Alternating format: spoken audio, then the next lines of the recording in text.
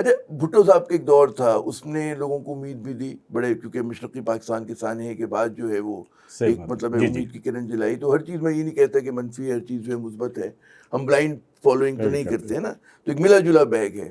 پھر ضیاء صاحب کا مارشل لا آیا، اس کی ٹھیک ہے سیاسی کوسٹ اپنی تھی. معاشی اعتبار سے آپ نے وہ دور بھی دیکھا، کیونکہ آپ نے سارے ادوار دیکھے ہوئے ہیں، ٹھیک ہے نا. بالکل بالکل. تو اس کے اندر ہمیں اپیرنٹ ایک اسٹیبلٹی چیزوں میں نظر آئی. مگر کیا اس کا اسکور کارڈ کیسا رہا ضیاء صاحب کے دور کا for businessman? Let me go back to the Bhutto time. First okay.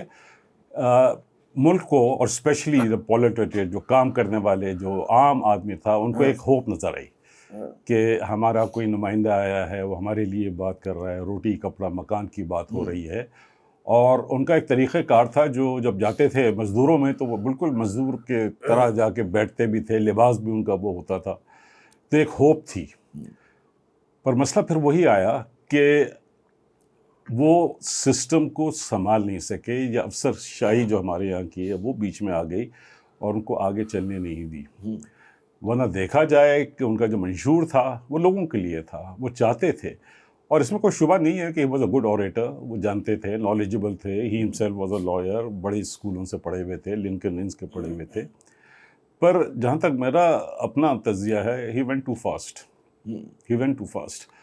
نہ صرف پاکستان بلکہ وہ دنیا کے افیئرز میں آگے بڑھے. انہوں نے مسلمانوں کی بات کی. 74 میں انہوں نے ایوری بڈی انکلوڈنگ شیخ مجیب الرحمان، جس کے ساتھ ابھی ہمارا زخم سوکھے بھی نہیں تھے، ان کو بھی بلا لیا. اور اس کے بعد جو ایک ایمبیشنس پلان وہ لے کے چلے، اور جس کی وجہ سے آج ہم بہت کچھ بول بھی رہے ہیں. اور نیوکلیئر پروگرام تھا ان کا، نیوکلیئر پروگرام وہ کھٹک رہا تھا دنیا کو کہ یہ کیا ہو رہا ہے. اور وہیں سے پھر تھوڑا بہت انٹرنیشنل انٹرونشن بھی ہونا شروع ہوئے. اور پھر وہ لوگ جو اس وقت آئے تھے، ان میں سے ایک ایک کر کے ایلیمنیٹ بھی ہوئے، طریقہ کار اڈاپٹ کیا گیا. تو میں نہیں سمجھتا کہ ان کی فلسفی غلط تھی یا ان کا سوچ غلط تھی. پر جس رفتار سے وہ چلے، شاید اس وقت کچھ زیادہ تیز رفتار تھی، وہ کرنا نہیں چاہیے تھا.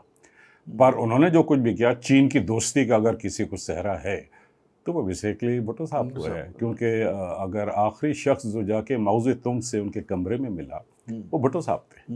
اور سوشلزم کی طرف تھے، مائل تھے ڈیفینیٹلی. اور یہاں تک کہ اپنا لباس بھی وہ سوشلسٹ لباس پہن کے گھما کرتے تھے.